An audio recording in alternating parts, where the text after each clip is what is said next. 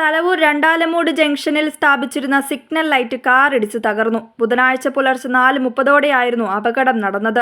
കൊട്ടാരക്കര ഭാഗത്തേക്ക് വരികയായിരുന്ന car signal ലൈറ്റിന്റെ തൂണിൽ ഇടിക്കുകയായിരുന്നു.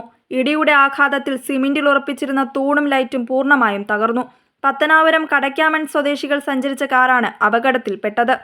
രണ്ടാലമൂട് ജംഗ്ഷനിൽ ഇന്ന് പുലർച്ചെ ഏകദേശം 4 മണിയോടുകൂടിയാണ് ഈ ആക്സിഡൻറ്റ് സംഭവിച്ചത്. ഇത് പത്തനാപുരം സൈഡിൽ നിന്ന് വന്ന വാഹനമാണ്. അറിയാൻ സാധിച്ചത് ഒരു ഫാമിലിയായിട്ട് വന്ന വണ്ടി തന്നെയാണ്. കാര്യത സ്വദേശിയുടെ വാഹനമാണ്.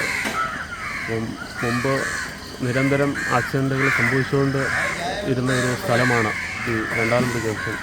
അതിൻ്റെ ഭാഗമായിട്ട് ഒരു താത്കാലികമായിട്ട് സ്ഥാപിച്ച സിഗ്നൽ ലൈറ്റാണ് ഇത്. ഇതിലാണ് ഇന്ന് രാവിലെ ഈ വാഹനം വന്നിടിച്ചു. അപ്പോൾ അവരെ ഹോസ്പിറ്റലിലേക്ക് കൊണ്ടുപോയിട്ടുണ്ടെന്നാണ് അറിയാൻ സാധിച്ചത്. ഇനിയിപ്പോൾ ഇത് പൂർണ്ണമായിട്ട് നശിച്ചല്ലേ? അത് പൂർണ്ണമായിട്ടും നശിച്ചിരിക്കുകയാണ്. അപ്പം ഒരു ഗുണമെന്ന് പറഞ്ഞു കഴിഞ്ഞാൽ ഇത് എന്തായാലും ഈ ലൈറ്റ് വെച്ചതിന് ശേഷം ഇവിടെ അങ്ങനെ അപകടങ്ങൾ സംഭവിച്ചിട്ടില്ല എന്ന് തന്നെ പറയാം.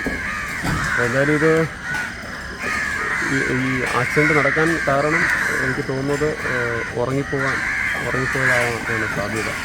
അപ്പോൾ അത് ഇടിച്ച് നീക്കിയിരിക്കുന്ന കണ്ടാലും അറിയാം. പിന്നെ അതുമല്ല, ഇതിൻ്റെ തേക്ക് ചവിട്ടിയ പാടുകളോ ഒന്നും, ടയറിൻ്റെ പാടുകളൊന്നും കാണുന്നില്ല റോഡിൽ. അപ്പം രാവിലെ ആണല്ലോ, 6 മണിയൊക്കെ സമയമാകുമ്പം ആൾക്കാർ ഡ്രൈവ് ചെയ്യുമ്പോൾ ഉറക്കം കിട്ടുന്നൊരു സമയമാണ്.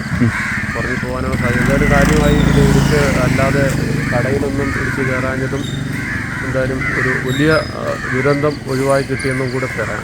അപകടങ്ങൾ പതിവായ ഇവിടെ ഗ്രാമപഞ്ചായത്ത് അംഗം സി രഞ്ജിത്തിന്റെ നിരന്തരമായ സമരങ്ങളെ തുടർന്നാണ് പൊതുമരാമത്ത് അധികൃതർ താൽക്കാലിക പരിഹാരമെന്നോണം സിഗ്നൽ ലൈറ്റ് സ്ഥാപിക്കാൻ തയ്യാറായത്. ലൈറ്റ് സ്ഥാപിച്ച ശേഷം അപകടങ്ങളും കുറഞ്ഞിരുന്നു.